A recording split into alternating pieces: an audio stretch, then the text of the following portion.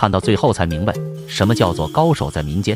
眼前这个小伙从小就喜欢玩木头，任何木头在他手里都能化腐朽为神奇，变成一件件精美的艺术品。今天，小伙准备把这几块烂木头加工成精美绝伦的艺术品。小伙整整花费了1个星期的时间精心打造。当最终成品出来的时候，众人眼睛都看直了，纷纷夸赞小伙手艺一流。接下来，我们就一起看看小伙是如何制作的。制作过程非常解压，看到最后肯定让你惊叹不已。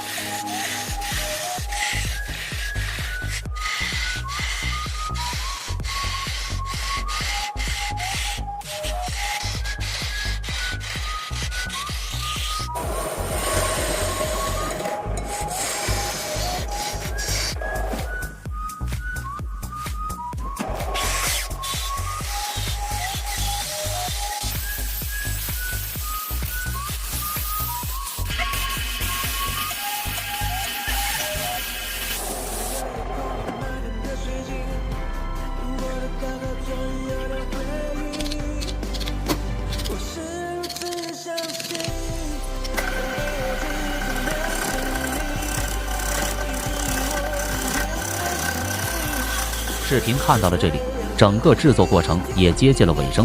虽说点赞是情分，不点赞是本分。手艺人每天起早贪黑，努力搞创作，着实不易。相信你看到这里不会吝啬一个赞吧，万分感谢。大家觉得小伙手艺如何？如果满分10分，你又会打几分？评论区告诉我，非常的感谢。咱们下期视频再见。